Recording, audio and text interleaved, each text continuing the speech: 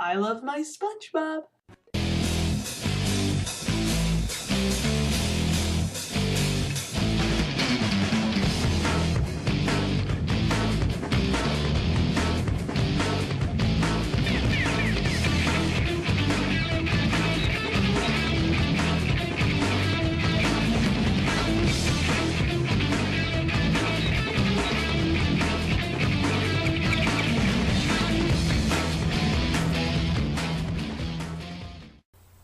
As I said in Top 10 SpongeBob video game bosses, which I said in Top 7 least favorite bosses, the SpongeBob movie game is my most nostalgic SpongeBob game.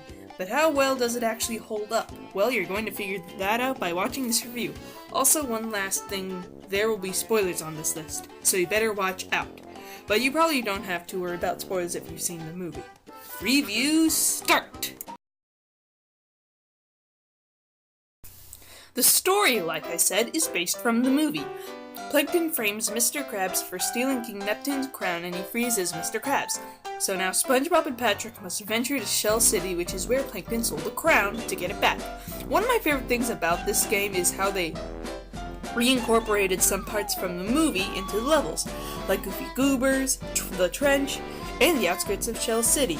Anybody remember that part of the movie? No? Well, okay. But Plankton isn't just taking over Bikini Bottom. He's got brainwashing mechanisms in the desert and the outskirts of Shell City. Seriously, no one remembers that part? Well, I guess I'll just have to live with that. But you're not alone with just Patrick. Mindy comes along when she talks through the shell cam. That's the name I came up with. And it could be yours if you call to this number.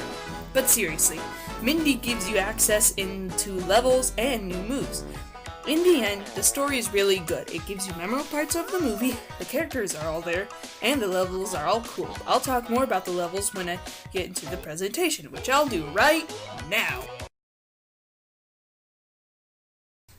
One complaint that a lot of gamers have with this game was that its visuals look just like in the previous game, Battle for Bikini Bottom.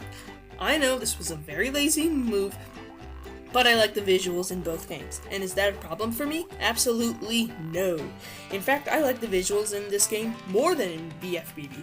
One of my favorite little things about this game is how the enemies die. Oh no, that always puts a smile on my face.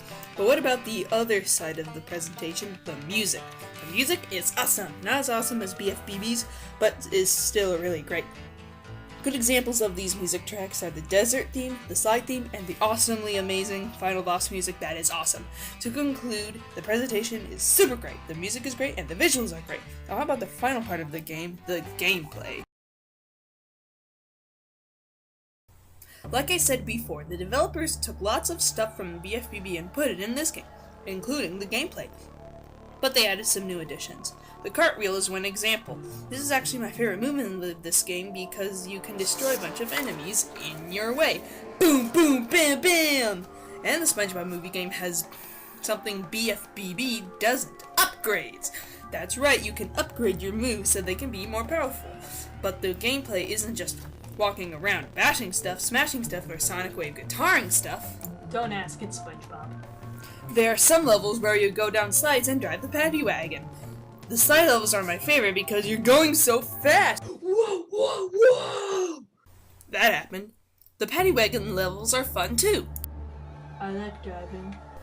There are also some levels inside of levels. Some parts of the game have you going into these minigame levels that aren't really minigame related. There are levels where you need to take down a huge number of enemies, another where you're curled up in a ball and have to make your way to a Goofy Goober token, the power star of the game, and one where you're on a path of floating blocks to get to another Goofy Goober token. Wow, I've been talking about the gameplay for a long time, but that's because this game is wonderful. But I'll talk about more of that now. This game is amazing. If you're a fan of the movie, I would really recommend this game for you.